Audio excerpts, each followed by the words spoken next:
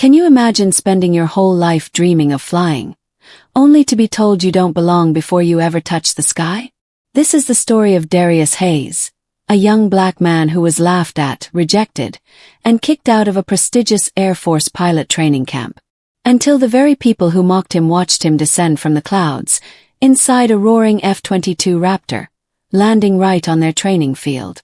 What happened between the humiliation and the hero's return will not only shock you, it'll remind you just how far hope and kindness can take a person who refuses to quit.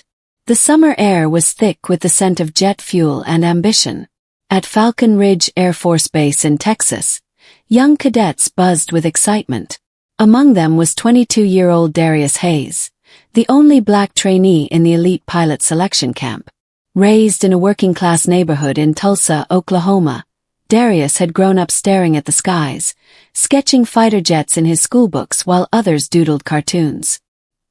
He could recite aircraft specs by heart, from the roar of a turbofan engine to the way sunlight bounced off a stealth-coated fuselage. But as he stepped onto that runway for the first time, the stares started. "You lost, mechanic," one cadet muttered under his breath. Another leaned over to whisper, "Guess they're letting anyone in now." Laughter followed. Cold. The kind that cuts deeper when you're pretending not to hear it. Colonel Brent Whitaker, the camp commander, grizzled, white, and intimidating, eyed Darius with skepticism. "Hayes," he said, his voice low but firm. "You're on thin ice. One mistake and you're out." "Understood." "Yes, sir," Darius replied, standing tall, his voice unwavering, but inside a storm brewed. Training was brutal. Cadets endured physical drills, simulated cockpit hours, and rigorous evaluations. But Darius noticed he was always held longer in the simulator. Given faulty setups, assigned broken headsets. When he reported it, the response was swift. "Excuses don't fly here, Hayes." Then came the day that broke him. During a live simulation drill, his console malfunctioned mid-flight. He called it out, but instead of being offered a redo like the others had before him, he was grounded and brought into the colonel's office. "You're not cut out for this, son," Colonel Whitaker told him, arms folded. "You've got passion, but this camp isn't about dreams. It's about precision, discipline, bloodline." Bloodline. Darius blinked. "We don't just train pilots here, we train legacy. Your type don't tend to stick around long." Darius stood silently, humiliated as the dismissal letter was slid across the desk. That night, he sat alone under a dark sky that had once felt so full of promise. He had failed, or so it seemed. But just as the final door seemed to close, another cracked open. Packing his things at the gate, he heard someone call out, "Hey, you're the guy they kicked out, right?" A civilian mechanic in grease-stained coveralls walked up. She was black, in her late 40s, and wore a name tag that read, Lana. "They gave me hell too," she said, smiling. "But I stuck around, because I knew I was more than their expectations."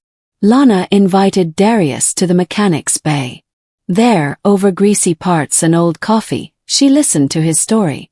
Really listened. "You ever flown the F-22 simulator at Thunder Ridge Museum?" she asked. "It ain't military issue, but it's damn close. I got keys." Darius's eyes lit up.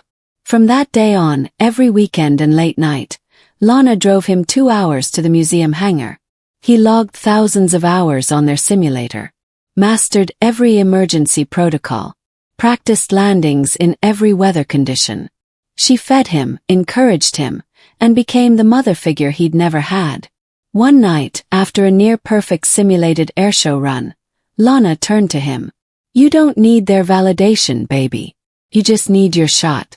And one day it'll come. And when it does, be ready." Came 3 years later. A national airshow was scheduled at Falcon Ridge, the same base that had once humiliated him. One of the headlining pilots for the F-22 demo team had an emergency and couldn't perform. And Darius, now working as a certified civilian flight instructor, with an impeccable safety record, got a last-minute call. The pilot who couldn't fly. He'd trained with Darius. He recommended him, saying, Darius could fly that bird with his eyes closed. Falcon Ridge hesitated. But time was short. They gave him a temporary flight suit and a time slot. No ceremony. No welcome. Just, don't mess up. That morning, as the crowd gathered, Darius stood in the cockpit of a $150 million F-22. His heart pounded. He looked across the field, and there was Lana in the stands, holding a homemade sign that read, Fly, Darius, fly. And fly he did. He soared, spiraled, performed a perfect high G turn that made even veteran pilots gasp. The crowd erupted as he executed a flawless inverted dive and came up into a vertical climb, slicing the sky like a blade. Then, without announcement, he began a descent, straight back to the training field. Colonel Whitaker and the cadets froze as the F-22 dropped, landing with surgical precision on the very runway where Darius had once been expelled.